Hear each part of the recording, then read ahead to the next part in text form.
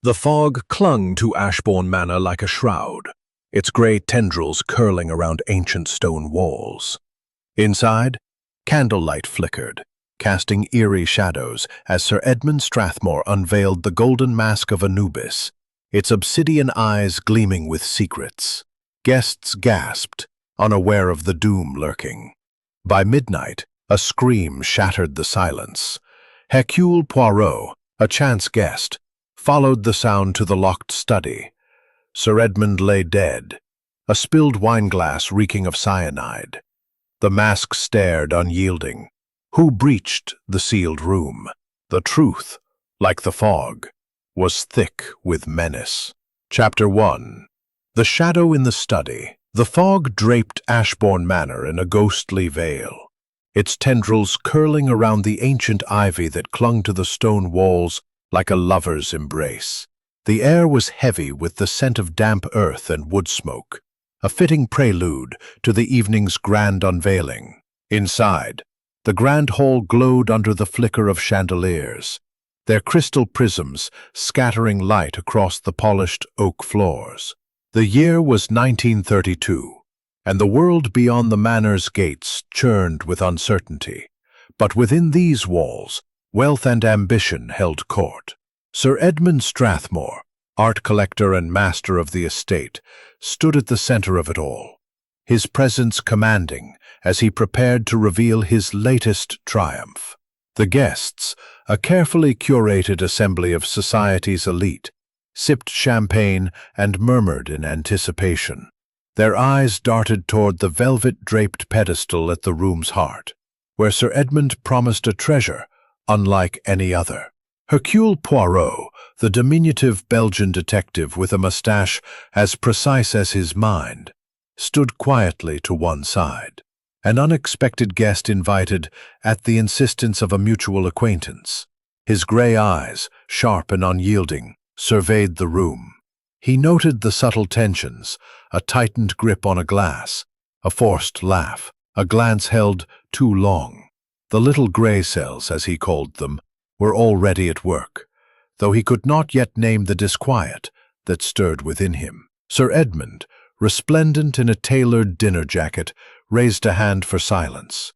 His voice, rich and resonant, carried the weight of a man tight, her eyes darting to her husband with something akin to resentment.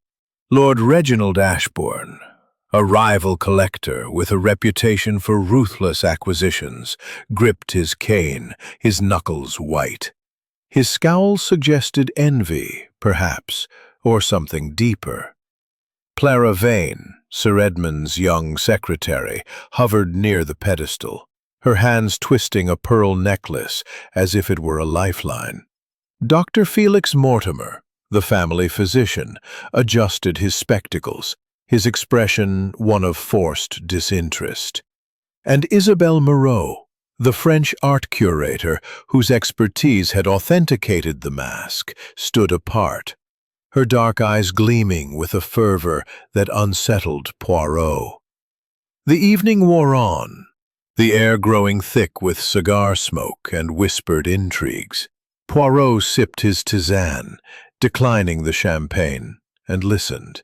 He overheard Reginald muttering to a companion about the mask's rumored curse, a tale of betrayal and death that followed its owners. Isabelle, in her lilting accent, dismissed the curse as superstition, though her voice trembled slightly. Clara, ever the dutiful secretary, circulated with a tray of drinks, her smile strained. Evelyn, meanwhile, played the perfect hostess, but Poirot noted her frequent glances toward the study door, as if expecting someone, or something. As midnight approached, the mood shifted. The guests, sated with wine and speculation, began to drift toward the drawing room for cards. Poirot, however, lingered near the mask, his curiosity piqued by its history. Sir Edmund joined him, his face flushed with triumph. "Monsieur Poirot," he said, "you are a man of discernment. What do you make of my prize?"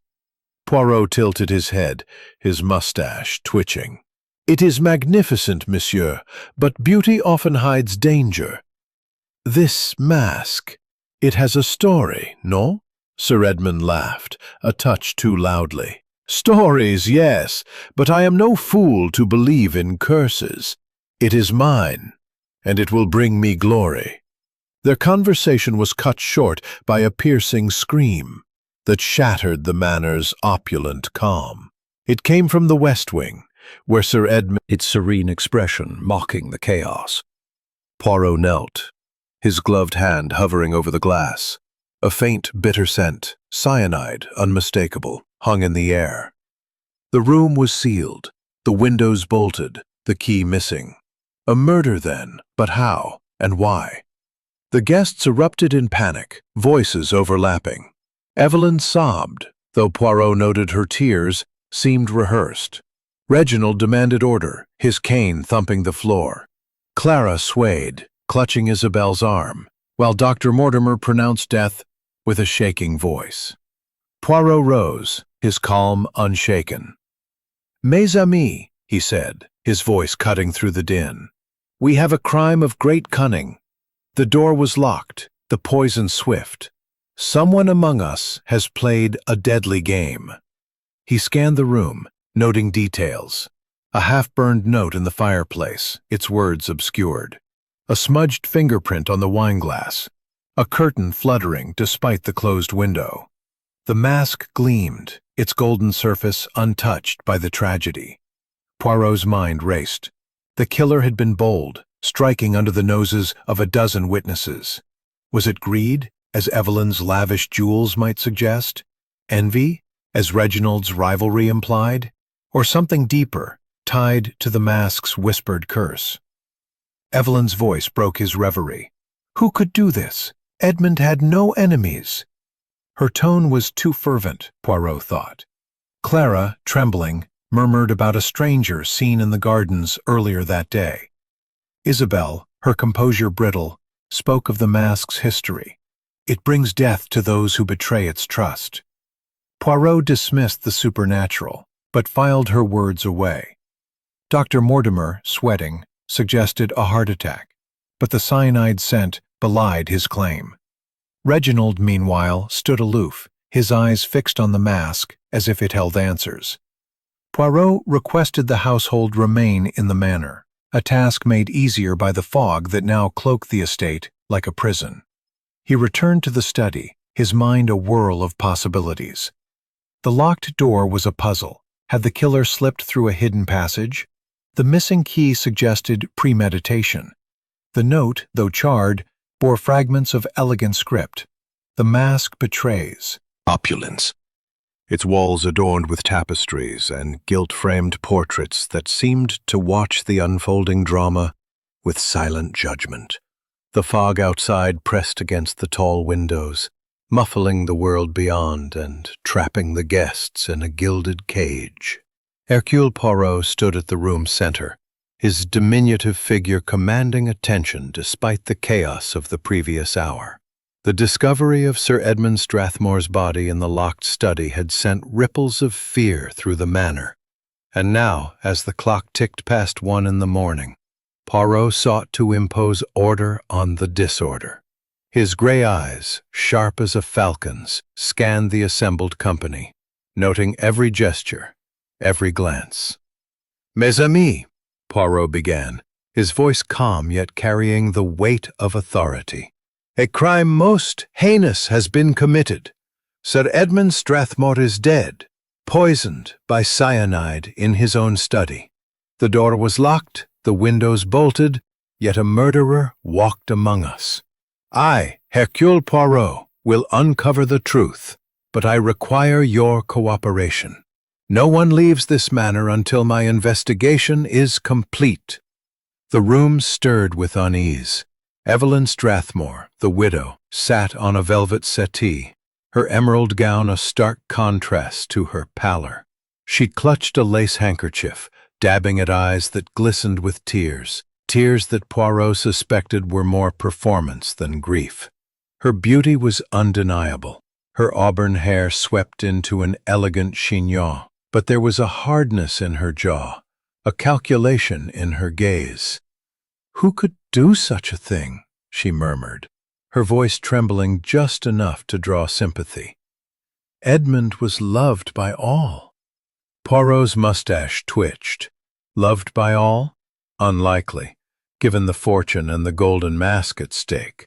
He turned his attention to Lord Reginald Ashbourne, who stood by the fireplace, his silver-headed cane tapping an impatient rhythm on the hearth. Reginald, a collector whose rivalry with Edmund was the stuff of society gossip, had the bearing of a man accustomed to power. His craggy face was set in a scowl, his eyes darting to the door as if longing to escape. "This is preposterous," he growled. Edmund was Poirot's gaze. "Cyanide is a leap, Monsieur Poirot. We mustn't jump to conclusions." Isabelle Moreau, the French art curator, stood apart, her dark eyes glittering with intensity. Her black dress was understated yet elegant, her posture rigid, as if guarding a secret. "The mask is dangerous," she said, her accent lending her words a musical quality. "Its history is one of betrayal. Perhaps Sir Edmund ignored its warning." Her fervour was unsettling, and Poirot wondered if her expertise in antiquities masked a deeper motive. Poirot paced slowly, his polished shoes silent on the Persian rug. A locked room, a poisoned glass, a missing key.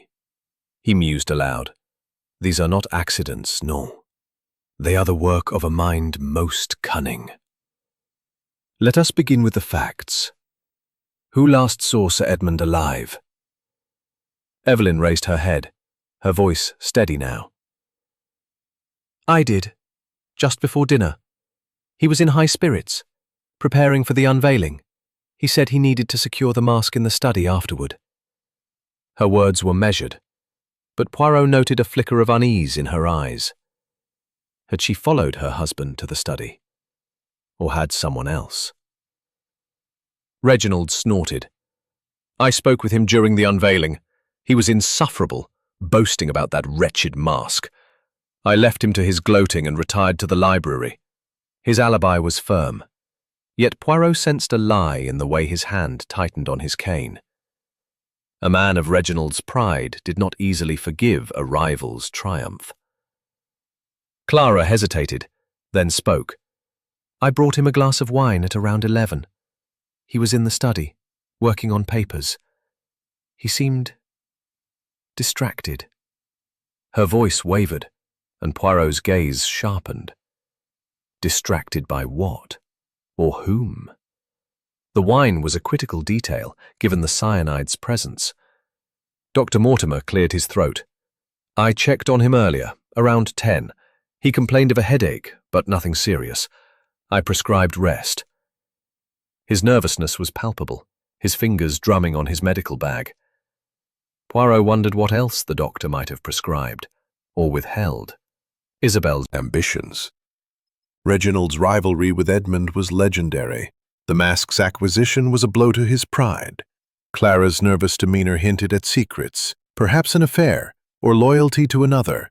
Dr. Mortimer's medical knowledge made him a suspect in poisoning, and his fidgeting suggested guilt. Isabel's obsession with the mask bordered on fanaticism.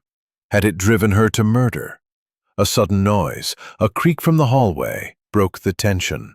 The guests froze, eyes darting to the door.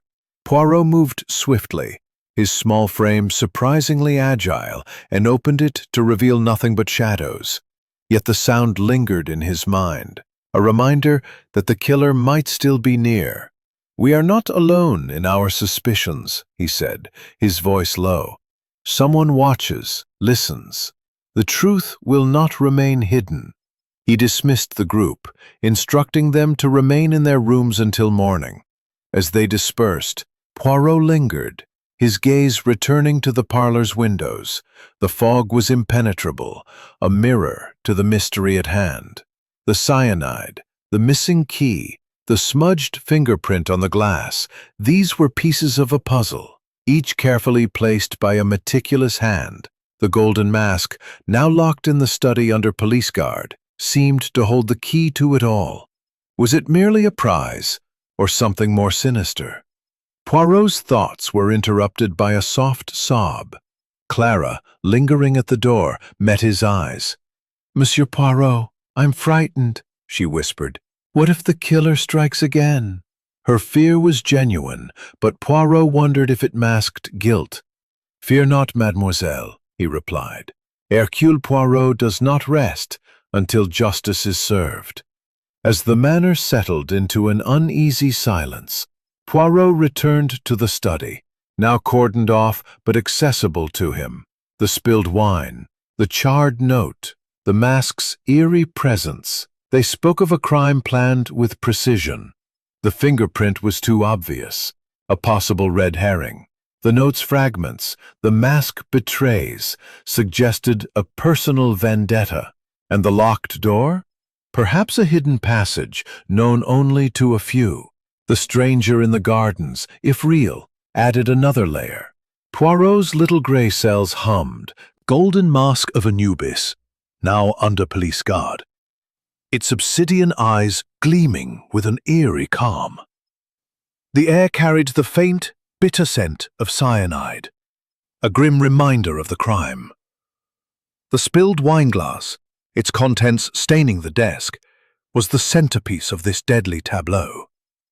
Poirot's moustache twitched as he bent closer, his gloved fingers tracing the air above the glass. The scent was unmistakable, but the method of delivery puzzled him. How had the poison reached Sir Edmund in a locked room? The clock on the mantelpiece ticked past 2 in the morning, its rhythm a counterpoint to the manor's oppressive silence. Poirot's little grey cells churned, piecing together the fragments of evidence. The study's door, forced open after the scream, had revealed no obvious means of entry. The windows, bolted from within, ruled out an intruder, at least by conventional means. The missing key, mentioned by Clara and Evelyn, was a critical clue, yet its absence suggested premeditation. And then there was the half-burned note in the fireplace, its charred edges revealing only a tantalizing phrase. "The mask betrays." Was it a warning, a confession, or a deliberate misdirection? Poirot's mind raced, seeking order in the chaos. He turned to the fireplace, kneeling to examine the ashes. The note's elegant script hinted at an educated hand. But the fire had consumed too much to be certain. He sifted through the cinders, retrieving a fragment with a single word. Trust. A clue, perhaps, or another red herring. Poirot straightened, his gaze falling on the desk. Among the scattered papers, letters of business, auction catalogues, and notes on the mask's provenance, was a ledger detailing Sir Edmund's recent acquisitions. One entry caught Poirot's eye, a payment to Isabelle Moreau for her authentication of the mask, a sum far larger than expected. Was her expertise so valuable, or was there another transaction at play? The detective's thoughts were interrupted by a soft knock. Inspector Harrow, the local police officer summoned in the night, entered, his face grim. Monsieur Poirot gathered, their faces a mix of exhaustion and suspicion. Evelyn Strathmore sat with calculated grace, her handkerchief now a prop rather than a necessity. "This is intolerable," she said, her voice sharp. "My husband is dead, and we're treated like criminals." Poirot noted the edge in her tone. Grief or defiance? Her emerald necklace glinted, a reminder of the wealth she stood to inherit. Could greed have driven her to murder? Lord Reginald Ashbourne leaned against the mantel, his cane a constant companion. "If you must interrogate us, Poirot, do it quickly. I have no patience for theatrics." His scorn was palpable, but Poirot observed the faint tremor in his hand. Reginald's rivalry with Edmund was well known. The Golden Mask had been a prize he coveted. Had envy turned to violence? Poirot filed the thought away, turning to Clara Vane. Clara stood near the window, her fingers twisting her pearl necklace until a bead snapped free, rolling across the floor. She flushed, bending to retrieve it. I don't know anything," she stammered. "I brought Sir Edmund the wine, but it was from the cellar, unopened." Poirot's gaze softened, but his mind was unrelenting. Clara's nervousness suggested more than fear, perhaps guilt, or loyalty to another. He recalled her mention of a stranger in the gardens. A convenient distraction, or a genuine clue? Dr. Felix Mortimer, his spectacles fogged with perspiration, shifted uncomfortably. "I've told you, Monsieur Poirot. It could be natural causes. Cyanide is rare. Perhaps a mistake in the wine?" His suggestion was feeble, and Poirot dismissed it. Mortimer's medical expertise made him a prime candidate for administering poison, yet his anxiety seemed to stem from something deeper. A debt, perhaps, or a secret tied to Edmund. Isabelle Moreau, her dark eyes unreadable, stood by a bookcase, her fingers tracing the spine of an art history volume. "The mask is cursed," she said softly. "I warned Sir Edmund, but he laughed. Perhaps this is its judgment." Poirot raised an eyebrow. "Mademoiselle, I do not believe in curses, only in human motives. Your knowledge of the mask, tell me." Attention shifted to the physical evidence. You requested Clara's desk be searched, suspecting her key might reveal more. Inspector Harrow returned with a discovery. A bundle of letters, hidden in a locked drawer, their tone passionate and unsigned. "To my dearest," one began. "Our secret must remain buried." Clara gasped, her face draining of color. "Those are private!" she cried. Poirot's eyes narrowed. An affair with Sir Edmund, perhaps? Or a red herring to mislead? The letters were a clue, but their author remained elusive. The detective turned to Evelyn. "Madame, your husband's wealth, it passes to you, no?" Evelyn's eyes flashed. "Are you accusing me, Monsieur Poirot? I loved Edmund." Her indignation was convincing, but Poirot noted her clenched fists. Love could coexist with greed, he knew. He pressed Reginald next. "Your rivalry with Sir Edmund, it was fierce. Did the mask's acquisition push you too far?" Reginald's laugh was harsh. "I compete with bids, not poison. You waste your time, Poirot." Dr. Mortimer, under scrutiny, admitted to prescribing sedatives for Edmund's headaches, but denied access to cyanide. "My bag is clean," he insisted, though his voice shook. Isabel, questioned about her payment, claimed it was standard for her expertise.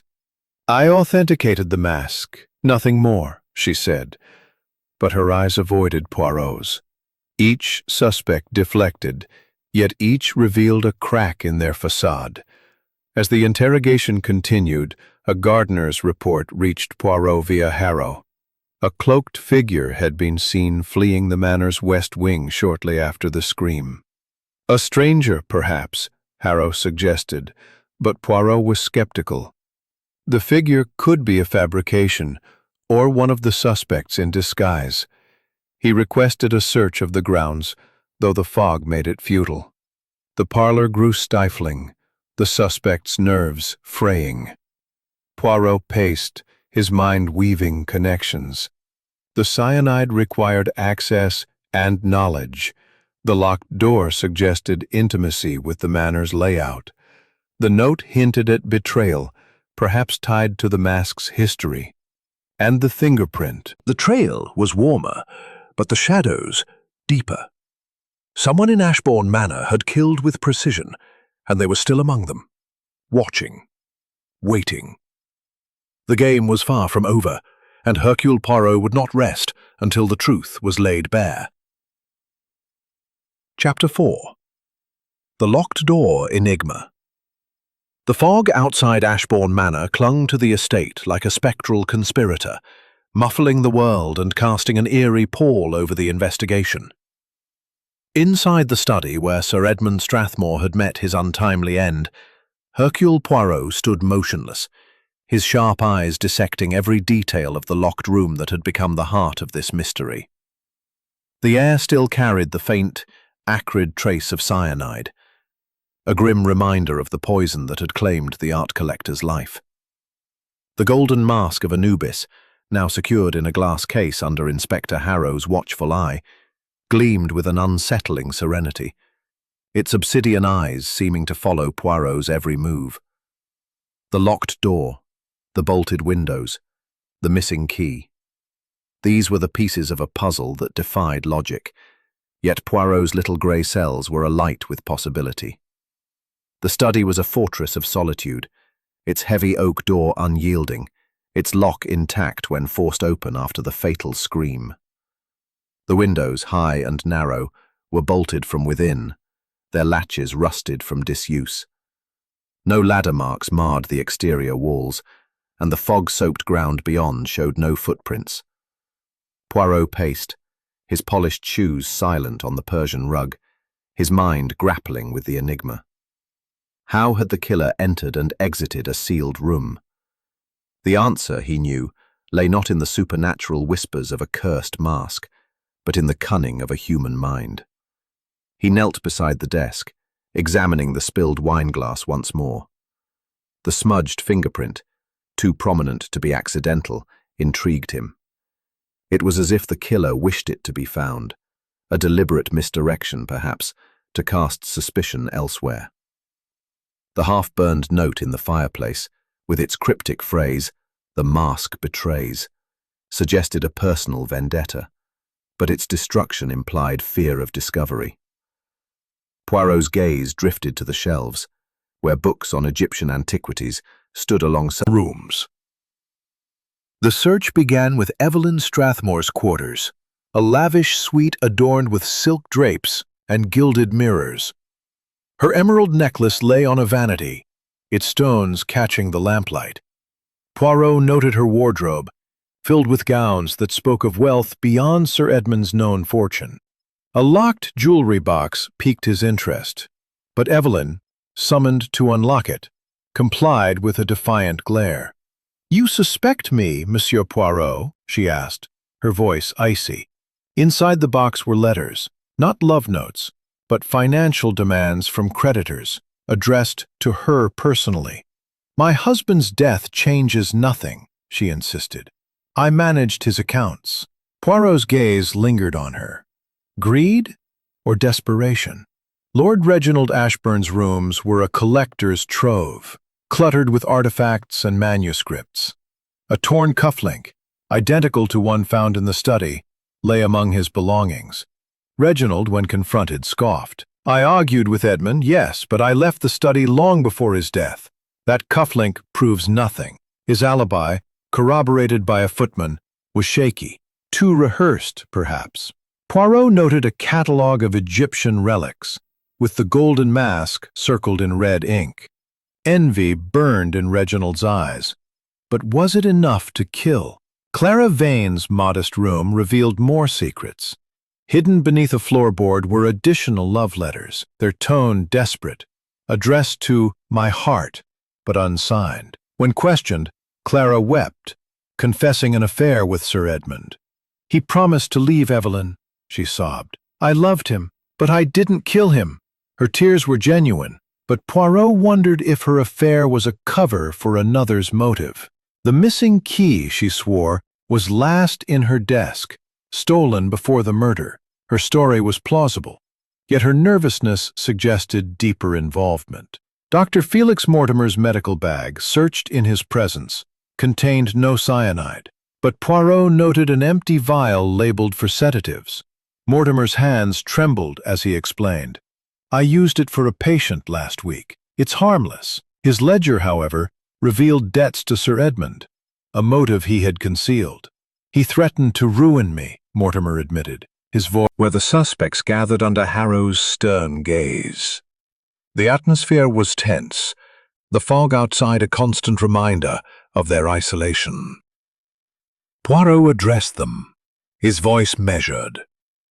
"The locked door. It is no mystery, if one knows the manor's secrets. A hidden passage, perhaps? Or a key, cleverly concealed?" Evelyn's fingers tightened on her handkerchief. Reginald's cane stilled, and Clara's eyes darted to the floor. Mortimer adjusted his spectacles, and Isabel's lips parted, then closed. Poirot continued. "The fingerprint on the glass. It is too perfect, no? A plant to mislead us. The note, burned to hide its author, speaks of betrayal. And the key, its absence, is the killer's signature." He paused, letting the words sink in. "Each of you has a motive. Madame Strathmore, your debts suggest a need for Edmund's fortune. Lord Ashburn, your rivalry is no secret. Mademoiselle Vane, your affair hides a deeper truth. Dr. Mortimer, your debts and expertise point to poison. And Mademoiselle Moreau, your obsession with the mask raises questions." A murmur of protest rose, but Poirot raised a hand. "I do not accuse, yet. But the truth, it will not hide forever." He turned to Harrow. "Search the manor for hidden passages, the study's walls. They may hold secrets." As Harrow departed, Poirot's gaze fell on the mask, now in the parlour under guard. Its golden surface seemed to pulse, a silent witness to the crime. A sudden creak echoed from the hallway, sharp and deliberate. The suspects froze, eyes wide. Poirot moved swiftly, opening the door to reveal only darkness. "Someone moves in the shadows," he said, his voice low. "The killer fears exposure." He dismissed the group, but his mind was alight. The cufflink, the letters, the vial, the receipt, these were threads in a web of deceit. The locked door was no supernatural feat, but a trick of cunning. A servant's passage, perhaps, known to one intimate with the manor, or a duplicate key, hidden in plain sight. As unshaken, the killer had woven a clever trap, but Hercule Poirot was no ordinary prey. The locked door would yield its secret, and the truth would follow. The game was far from over, and the Golden Mask, silent and gleaming, waited for its betrayer to be unmasked. Chapter 5.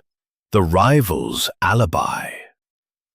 The fog that enveloped Ashbourne Manor seemed to thicken with each passing hour, its grey tendrils weaving a cocoon around the estate, as if to shield the secrets within. Inside, the air was heavy with suspicion, the grandeur of the manor's oak-panelled halls and crystal chandeliers dimmed by the shadow of murder.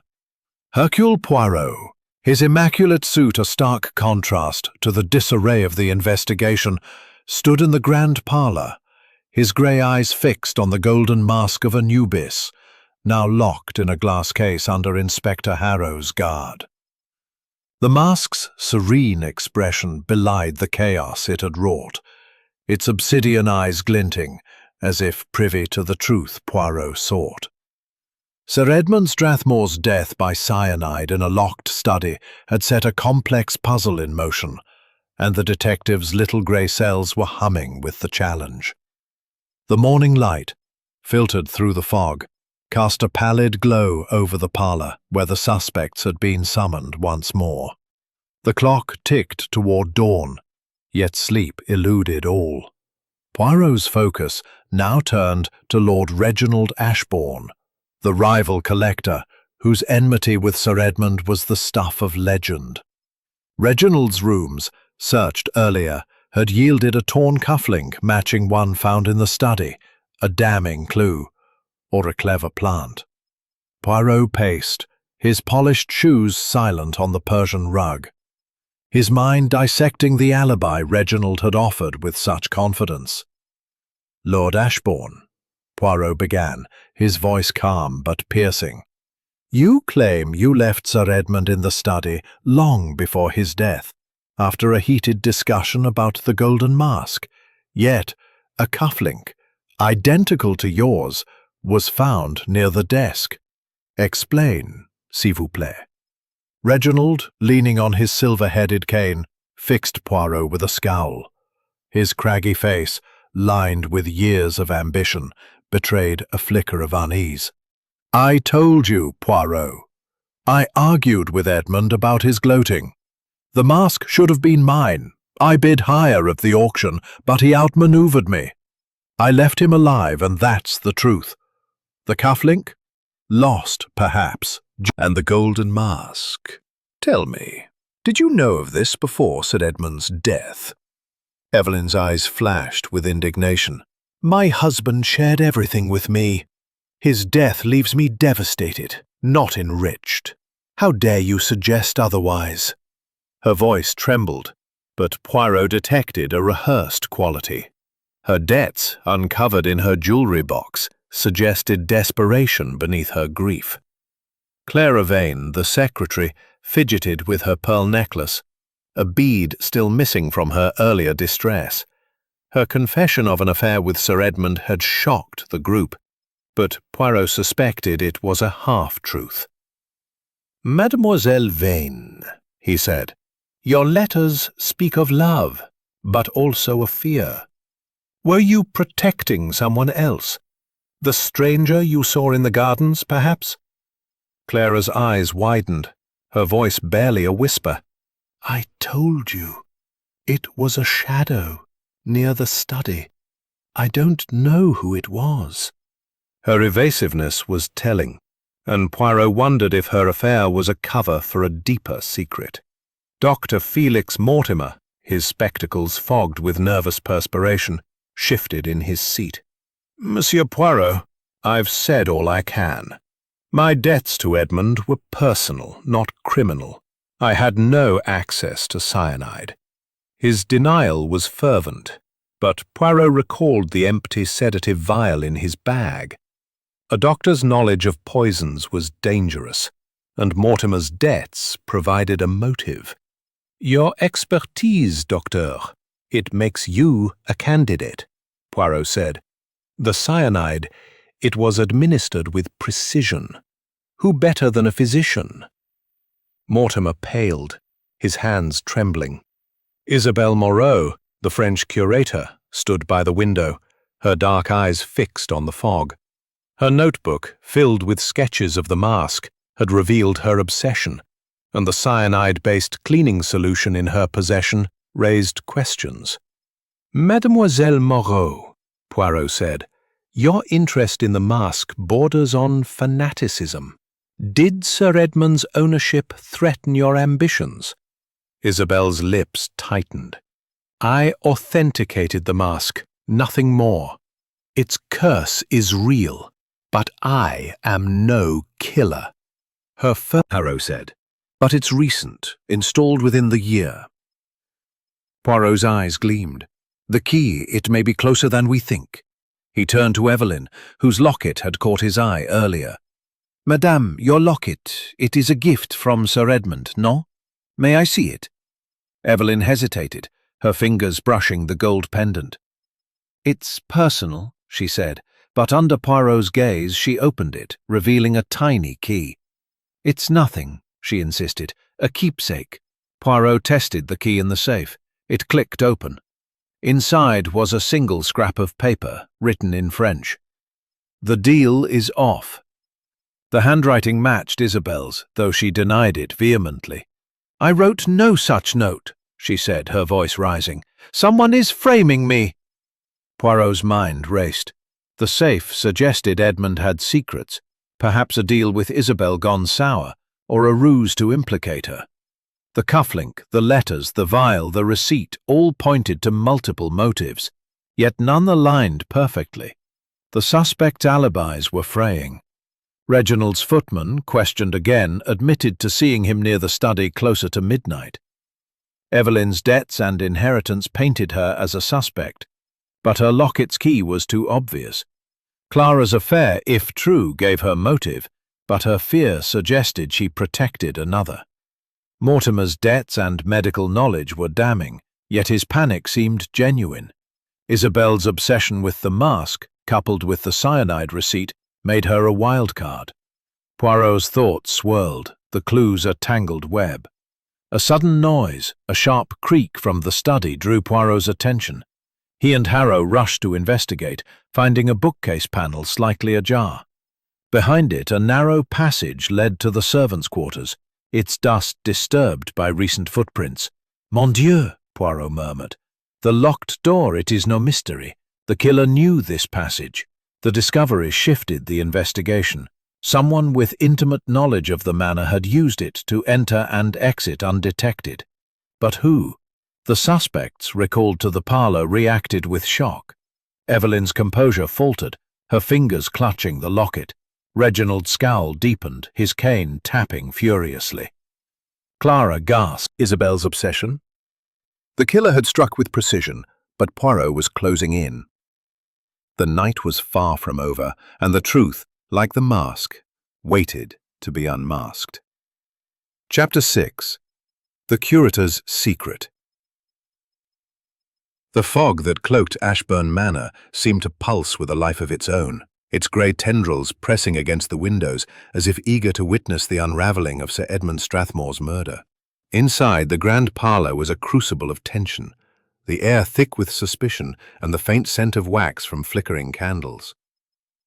Hercule Poirot stood before the golden mask of Anubis, now locked in its glass case, its obsidian eyes gleaming with an unsettling knowingness.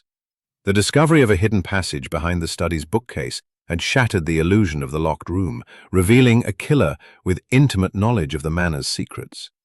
Yet the motive, greed, envy, love, or something darker, remained elusive, and Poirot's little grey cells were alight with the challenge. The clock struck 5 in the morning, its chimes echoing through the silent manor. The suspects, summoned once more, sat in a tense tableau, their faces etched with exhaustion and fear. Poirot's gaze settled on Isabelle Moreau, the French art curator whose obsession with the golden mask had drawn his scrutiny. Her dark eyes, usually so composed, flickered with unease, and her hands clasped tightly betrayed a tremor. The scrap of paper found in the hidden safe, written in her elegant French script, "The deal is off," had cast a shadow over her. Was it a clue to her guilt, or a clever frame? "Mademoiselle Moreau," Poirot began, his voice soft but commanding, "your expertise in antiquities is formidable. Yet your note in the safe suggests a secret. What deal did you make with Sir Edmund, and why was it terminated?" Isabel's lips parted, then closed, her composure cracking like thin ice. "I wrote no such note," she said, her accent sharp. "My work was to authenticate the mask, nothing more. Someone seeks to implicate me." Her denial was fervent, but Poirot noted the way her eyes darted to the mask, as if it held answers she feared to voice. He pressed further, his moustache twitching. "The cyanide-based solution in your possession, mademoiselle. It is curious, no? To unlock the hidden safe." Her emerald necklace glinted, a reminder of the fortune she stood to inherit. "Madame," Poirot said, "your locket held the key to the safe, yet you claimed it a mere keepsake. Did you know of the note within?" Evelyn's eyes flashed with defiance. "I told you, it was a gift from Edmund. I had no idea it opened anything. You waste your time, Monsieur Poirot." Her indignation was polished, but Poirot noted a faint tremor in her hands. Was it fear or guilt? Lord Reginald Ashbourne, his cane tapping an impatient rhythm, scoffed. "This is nonsense, Poirot. Isabel's no killer. She's a scholar, not a poisoner. Look to Evelyn's greed or Clara's hysterics." His deflection was swift, but Poirot recalled the torn cufflink in the study, tying Reginald to the scene. His alibi, supported by a hesitant footman, was fraying, and his envy of the mask was palpable. "Lord Ashbourne," Poirot said, "your rivalry with Sir Edmund was fierce. Did the mask's loss drive you to desperation?" Reginald's scowl deepened. "I don't stoop to murder," he growled, but his voice lacked conviction. Clara Vane, her pearl necklace now missing a second bead, fidgeted nervously. Her confession of an affair with Sir Edmund had shocked the group, but Poirot suspected it masked a deeper secret. "Mademoiselle Vane," he said, "you spoke of a shadow near the study. Was it Mademoiselle Moreau, perhaps?" Clara's eyes widened, her voice trembling. I don't know. It was dark, just a shape. I swear I didn't see her face." Her fear seemed genuine, but Poirot wondered if she protected another, perhaps a lover or a conspirator. Dr. Felix Mortimer, his spectacles slipping, mopped his brow. "This talk of curses is absurd," he muttered. "The cyanide came from elsewhere. Perhaps the greenhouse. I had no access to it." His denial was weak, and Poirot recalled the empty sedative vial in his bag, coupled with debts to Sir Edmund. "Docteur," Poirot said, "your knowledge of poisons is unmatched. Your debts, they gave you motive. Why should I not suspect you?" "More the scream," Harrow reported, carrying a satchel, moving quickly. Isabel's eyes widened. "I was in my room preparing notes," she said. "The maid is mistaken or lying." Poirot's gaze sharpened. The maid's account was uncorroborated, but it placed Isabel at the scene. Was she the shadow Clara had seen, or was the maid's story another red herring? The detective requested a search of Isabel's satchel, which revealed a vial of the cyanide-based solution, half empty. "For cleaning artifacts," she reiterated, but her voice trembled.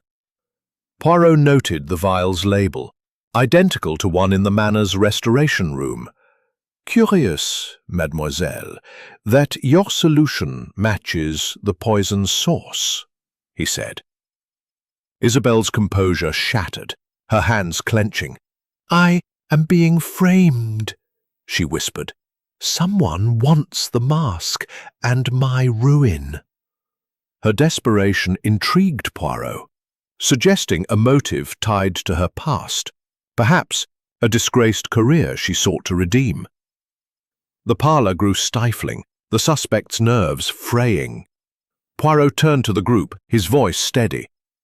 "The passage reveals the killer's cunning, but the motive, it is the heart of this crime.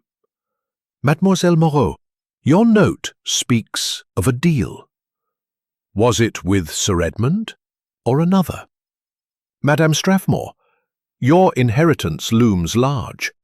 Lord Ashburn, your cufflink places you at the scene. Mademoiselle Vane, your shadow hides a truth. And Dr. Mortimer, your debts and expertise cannot be ignored." The room fell silent, eyes darting, hands fidgeting. A sudden crack of thunder shook the manor, the storm breaking at last. Rain lashed the windows, trapping the suspects within. Poirot's thoughts raced.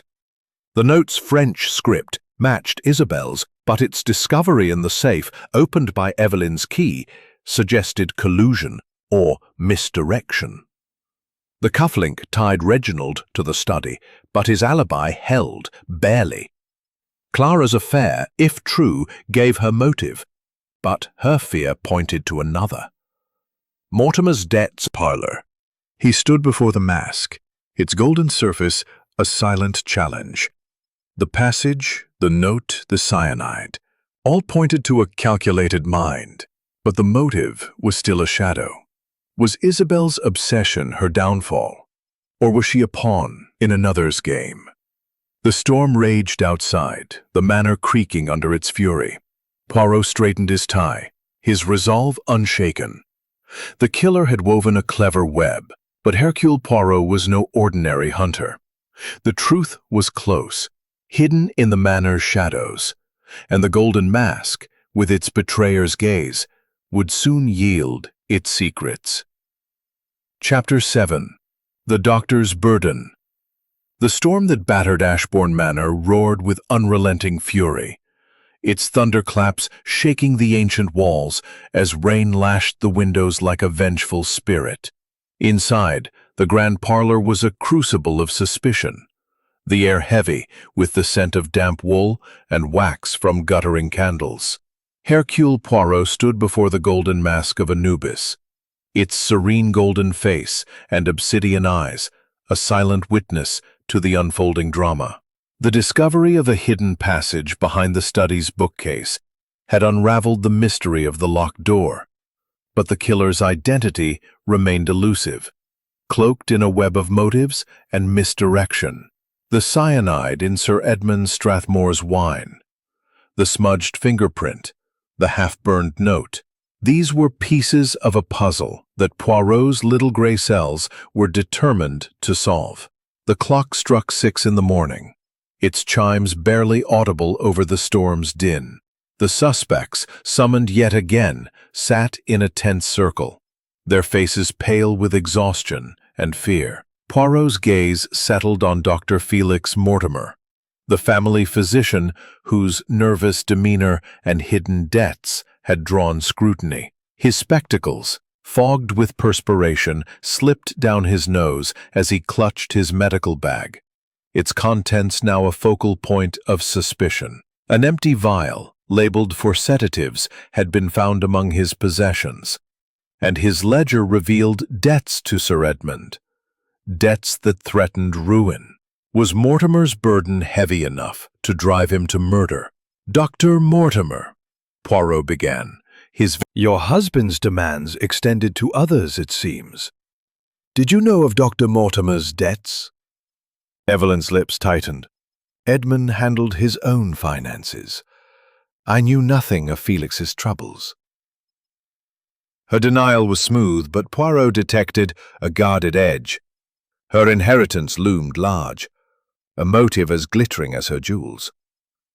Lord Reginald Ashburn, his silver-headed cane resting across his knees, snorted. "Mortimer's a wreck, Poirot.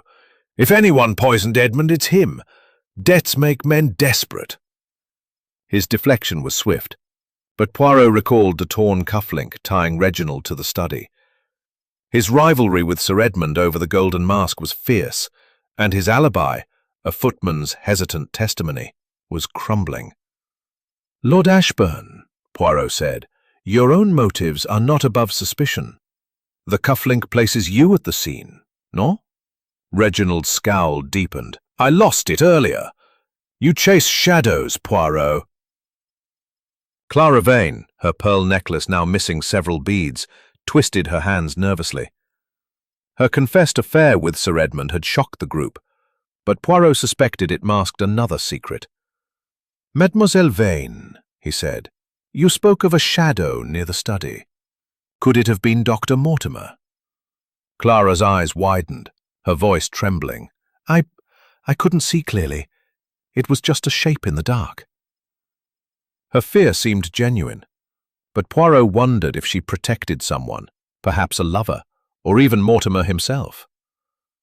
Isabelle Moreau, standing by the bookcase, her dark eyes fixed on the mask, remained silent. Her French note, "The deal is off," found in the safe, and her cyanide-based cleaning solution made her a prime suspect. "Mademoiselle Moreau," Poirot said, "your silence is noted. Did you know of Dr. Mortimer's troubles? Or perhaps share them?" Isabel's lips parted, then closed. "I know nothing of his debts," she said, her accent sharp.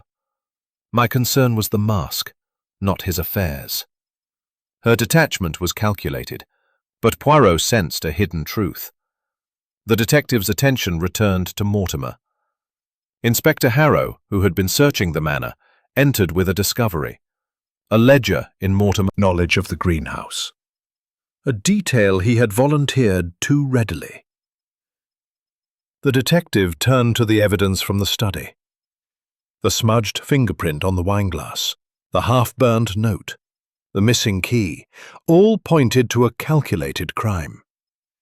The hidden passage, leading to the servants' quarters, suggested a killer familiar with the manor's secrets.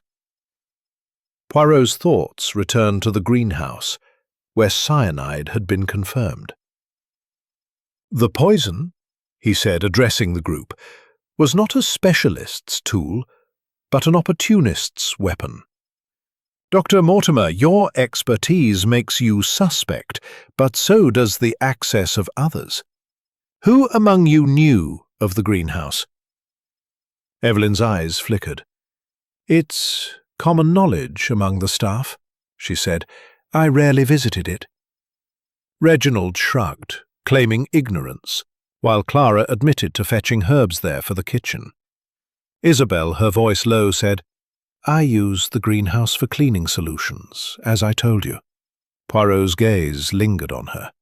The cyanide solution in her possession was a critical link, but her insistence on being framed rang true.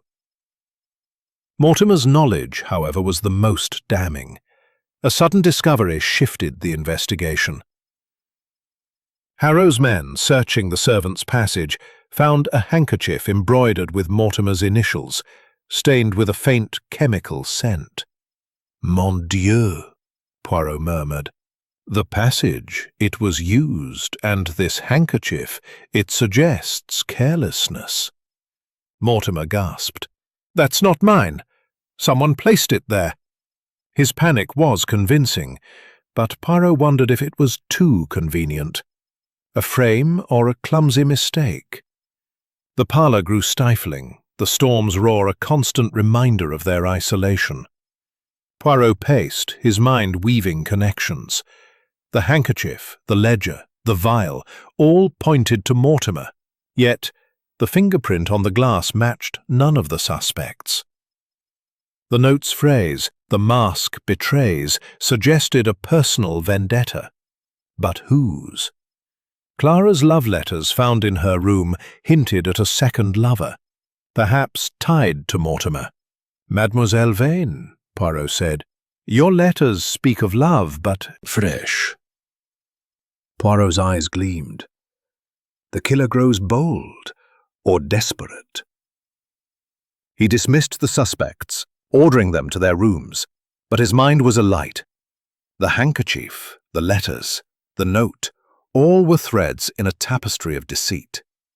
The cyanide source, confirmed in the greenhouse, was accessible to all, but Mortimer's knowledge made him a focal point.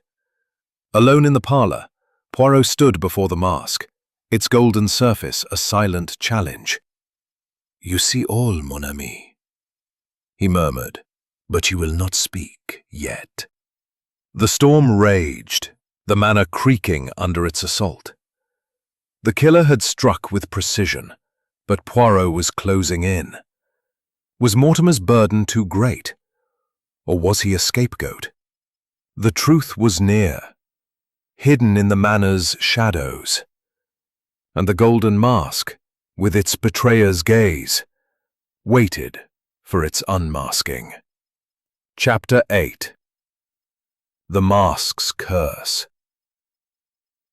The storm that besieged Ashbourne Manor roared with primal fury, its thunderclaps shaking the ancient walls as rain lashed the windows, sealing the estate in a watery prison. Inside the grand parlour, the air was thick with suspicion, the flickering candlelight casting long shadows that danced across the gilt-framed portraits. Hercule Poirot stood before the golden mask of Anubis, its serene expression and obsidian eyes a silent witness to the unravelling mystery of Sir Edmund Strathmore's murder. The hidden passage behind the study's bookcase had revealed the killer's cunning, but the motive, greed, envy, love, or betrayal, remained a shadow. The cyanide in the wine, the smudged fingerprint, the half-burned note, and now a handkerchief stained with a chemical scent. All were threads in a tapestry of deceit, and Poirot's little grey cells were alight with the challenge. The clock struck 7 in the morning, its chimes swallowed by the storm's din. The suspects, summoned once more, sat in a tense circle, their faces etched with exhaustion and dread. Poirot's gaze swept over them, noting every nuance. Evelyn Strathmore to the suspect's secrets. He turned to Evelyn, whose locket had revealed the key to the hidden safe. "Madam Strathmore, your locket held the key to the safe, where we found a note in Mademoiselle Moreau's hand. Did you place it there, or was it your husband's secret?" Evelyn's eyes flashed with indignation, her fingers clutching the locket. "I told you, Monsieur Poirot, it was a gift from Edmund. I knew nothing of the safe or its contents." Her voice was steady, but Poirot noted a faint tremor in her hand. The locket, a symbol of love, now suggested complicity. Her inheritance, Sir Edmund's vast fortune, and the mask was a motive too clear to ignore. Lord Reginald, his cane tapping an impatient rhythm, scoffed. "You waste time, Poirot. Evelyn's greed is plain. She inherits everything. The mask should have been mine." His voice carried the bitterness of a man defeated, and Poirot recalled the torn cufflink in the study, tying him to the scene. "Lord Ashburn," Poirot said, "your rivalry with Sir Edmund was fierce. The cufflink places you in the study, and your alibi falters. Did envy drive you to murder?" Reginald's face reddened. "I'm no killer, Poirot. I argued with Edmund, yes, but I left him alive." His defiance was fierce, but Poirot sensed a crack in his armor. Clara Vane, her hands twisting nervously, avoided Poirot's gaze. Her confessed affair with Sir Edmund had shocked the group, but her love letters hinted at another secret. "Mademoiselle Vane," Poirot said, "your shadow in the gardens, your letters, they speak of fear. Were you protecting someone, perhaps?" Clara's eyes widened, her voice barely audible. "I loved Edmund, but I didn't kill him. The shadow, it was real, I swear." Her fear was palpable, but Poirot wondered if it masked guilt or loyalty to another. Dr. Felix Mortimer, his spectacles slipping, mopped his brow. The handkerchief found in the passage, stained with a chemical scent, bore his initials, and his debts to Sir Edmund were a heavy burden. "Doctor," Poirot said, "your handkerchief places you in the passage." But Poirot sensed a truth withheld. The detective paced, his mind weaving connections. The hidden passage had opened new possibilities, but the motive remained elusive. The smudged fingerprint, too perfect to be accidental, was a red herring. The note, "The mask betrays," suggested a personal vendetta. But whose? The handkerchief, the cufflink, the love letters, all pointed to multiple suspects, yet none fit perfectly. The cyanide, confirmed from the greenhouse, was accessible to all, but its administration required cunning. Poirot's thoughts turned to the safe, its French note a critical clue. Was Isabel the author, or a scapegoat? A sudden discovery shifted the investigation. Inspector Harrow, searching the study's bookcase, found a hidden ledger behind a false panel. It detailed Reginald's failed bids for the Golden Mask, each loss a blow to his pride. "Mon Dieu," Poirot murmured. The mask was a wound to Lord Ashburn's ego. Reginald's face darkened as the ledger was presented. "Those bids prove nothing," he growled. "Edmund cheated me, but I didn't kill him." The ledger strengthened his motive, but Poirot wondered if it was too convenient, another plant to mislead. Evelyn's locket, opened again at Poirot's request, revealed a second compartment, empty but scratched, as if something had been removed. "Madame," Poirot said, "what else did this locket hold?" Evelyn's composure faltered. "Nothing, I swear. It was Edmund's gift." Her denial was weak, and Poirot filed it away. The locket, like the safe, suggested secrets tied to the mask. A scream shattered the parlor's tension, echoing from the dining room. Poirot and Harrow rushed to find a shattered wine glass on the floor, its contents spilling a familiar bitter scent. Cyanide. The room was empty, but a curtain fluttered, as if someone had fled. "The killer strikes again," Poirot said, his voice low. "They are bold or desperate." The glass, identical to the one in the study, was a taunt, a reminder that the murderer was still among them. Dining room. Alone with the mask, he stood in the parlor, its golden surface a silent challenge. "You know the truth, mon ami," he murmured, "but you will not speak. Yet." The locket, the ledger, the glass, all were clues, but the killer's identity was still a shadow. Was it Evelyn's greed, Reginald's envy, Clara's love, Mortimer's desperation, or Isabel's obsession? The second glass suggested the killer was growing reckless or confident. The manor creaked under the storm's assault, the fog pressing closer. Poirot straightened his tie, his resolve unshaken. The killer had woven a clever web, but Hercule Poirot was closing in. The truth was near, hidden in the manor's shadows, and the golden mask, with its betrayer's gaze, waited for its unmasking. Chapter 9. The Web Unravels. The storm's fury battered Ashbourne Manor, its relentless rain and thunder a fitting backdrop to the unraveling mystery within. The grand parlor, bathed in the dim glow of flickering candles, was a stage of taut nerves and veiled secrets. Hercule Poirot stood at its center, his diminutive figure commanding the room, his gray eyes sharp as they surveyed the golden mask of Anubis in its glass case.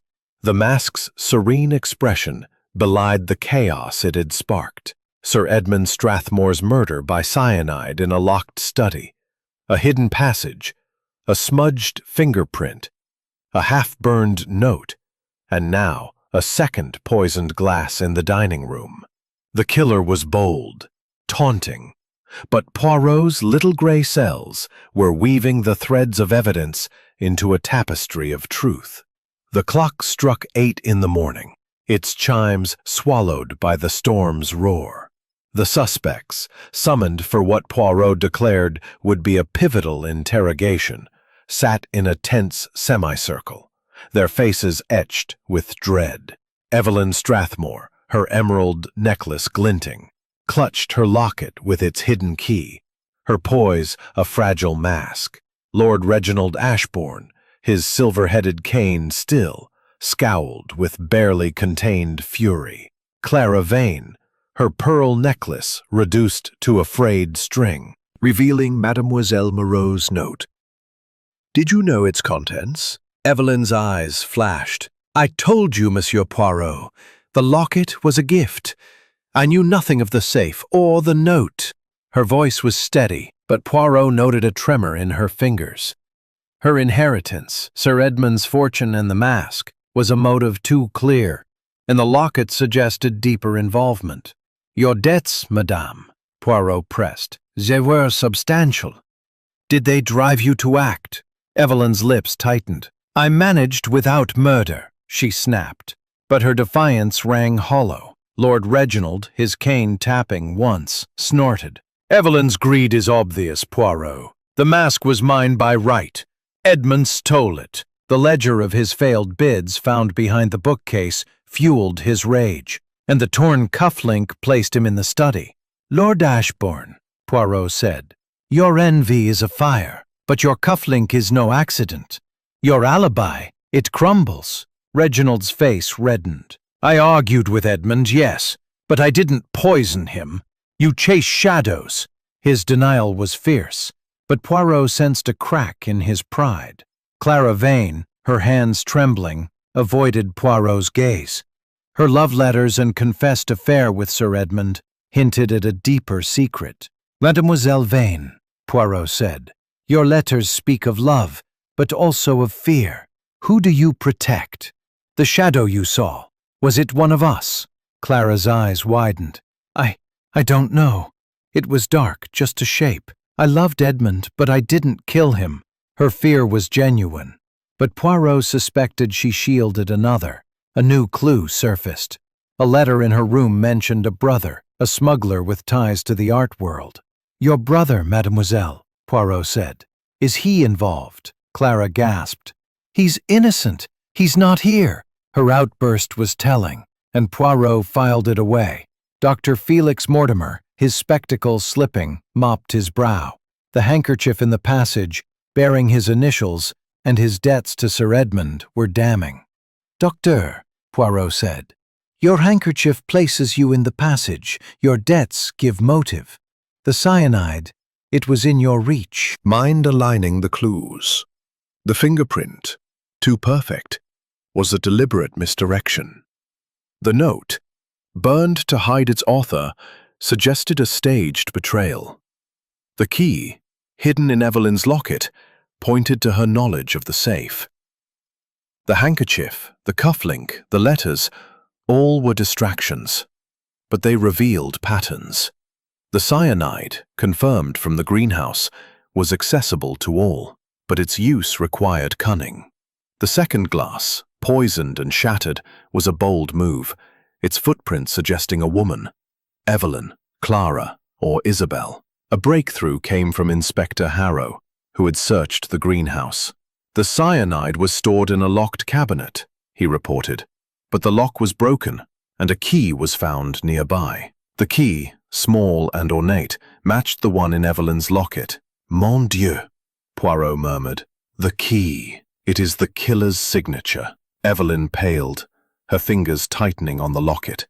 That's impossible, she whispered. It's a duplicate. Poirot's eyes gleamed. A duplicate key suggested premeditation, and Evelyn's locket was no mere keepsake. The detective turned to Clara's brother, mentioned in her letters. Mademoiselle Vane, he said, your brother. He is a smuggler, oui? Did he deal with Sir Edmund, or perhaps Mademoiselle Moreau? Clara's face drained of colour. He's not involved. He works with art dealers, but he's no killer. Her defence was desperate. And Poirot noted Isabel's sudden stillness. The note in the safe, in Isabel's handwriting, hinted at a deal gone wrong, perhaps with Clara's brother, a smuggler seeking the mask. Poirot addressed the group, his voice steady. The clues align, mes amis. The fingerprint, a plant. The note, a distraction.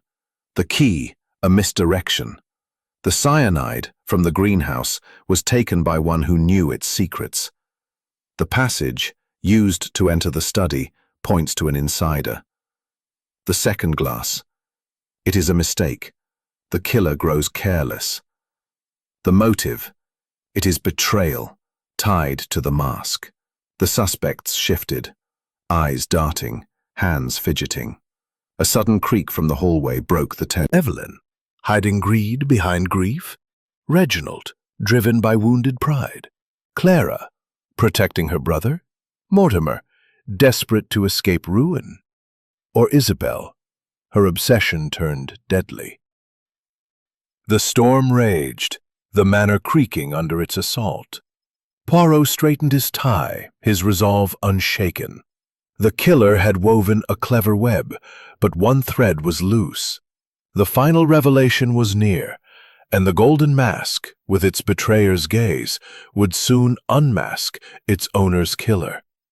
The game was nearing its end, and Hercule Poirot would not rest until justice was served. Chapter 10. The Betrayal Revealed.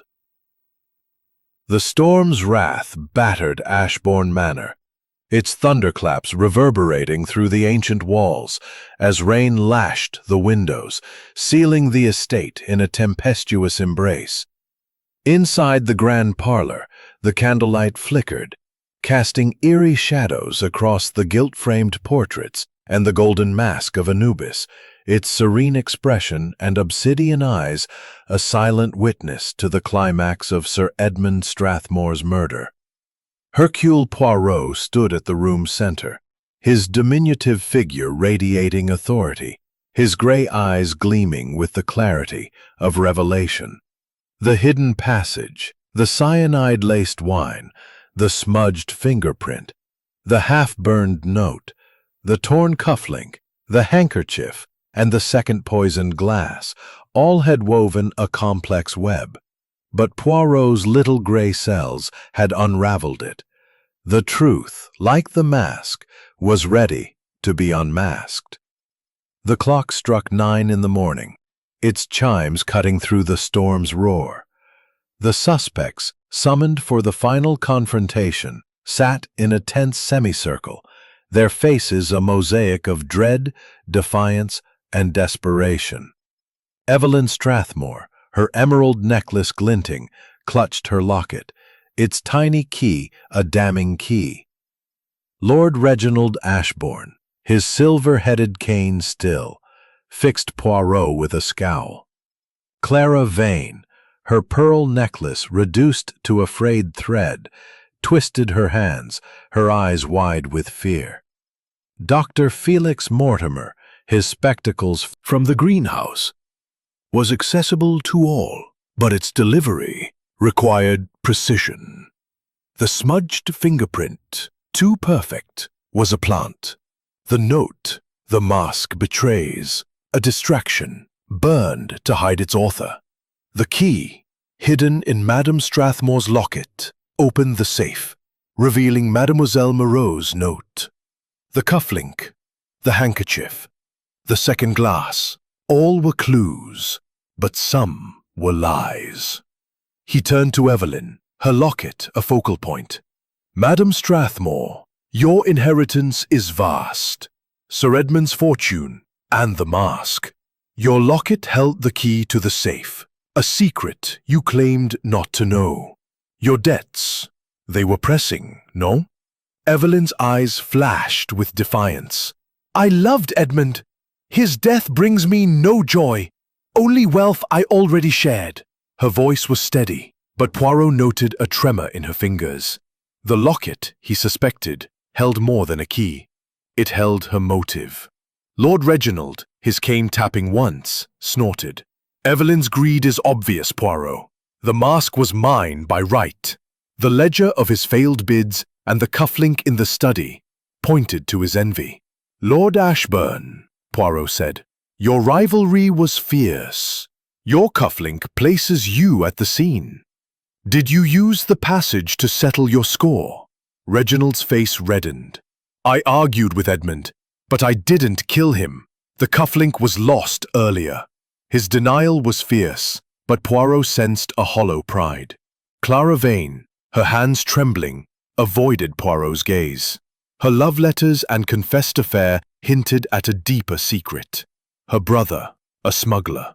Mademoiselle Vane, Poirot said, your letters speak of love, but your fear protects another. Your brother, he dealt in artifacts, oui? Was he tied to the mask? Clara's face drained of color. He's innocent. He never came here. Her outburst was desperate, and Poirot noted Isabel's sudden stillness.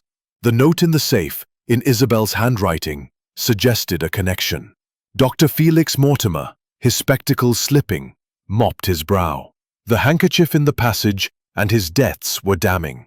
Doctor, note planted to mislead. The second glass, a reckless taunt. There's a woman's footprint. Let us unravel the web. Poirot turned to Clara. Mademoiselle Vane, your brother, he dealt with smugglers, oui? But your affair, it was a lie to protect him. The letters, they were not to Sir Edmund, but to another. Clara gasped, tears welling. I lied to protect him. He's no killer. Her confession confirmed Poirot's suspicion. Her brother was a red herring, his involvement tangential. He faced Isabel. Mademoiselle Moreau, your note was a forgery, planted to frame you. Your obsession, it was exploited. Isabel's eyes widened, relief flickering. Poirot turned to Mortimer. Docteur, your handkerchief was stolen, your debts a distraction. You are not the killer.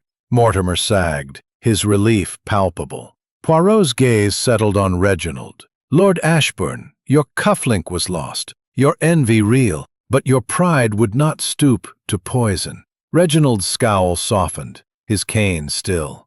Finally, Poirot faced Evelyn. Madame Strathmore, the locket, the key, the inheritance, they point to you. You knew the passage, used by servants you commanded. You poured the cyanide, planted the fingerprint, burned the note, and hid the key. The second glass was your mistake, its footprint yours. Evelyn's composure shattered, her voice rising. This is absurd. I loved Edmund. Poirot's eyes gleamed. No, madame, you loved his wealth, but he betrayed you with Clara, a real affair, not her lie. You poisoned the wine, used the passage, and framed Isabel. The locket, it was your signature. Evelyn's hands trembled, her eyes darting to the door. Harrow moved swiftly, blocking her path. Mon Dieu, Poirot said, the golden mask betrays its wearer. Your greed, madame, was your undoing. Evelyn collapsed, sobbing, her confession spilling forth. Scorned by Edmund's affair, driven by debts, she had plotted his death, using the passage and cyanide to secure her future. The note, a forgery in Isabel's hand, was meant to mislead. The fingerprint, a plant. The key, hidden in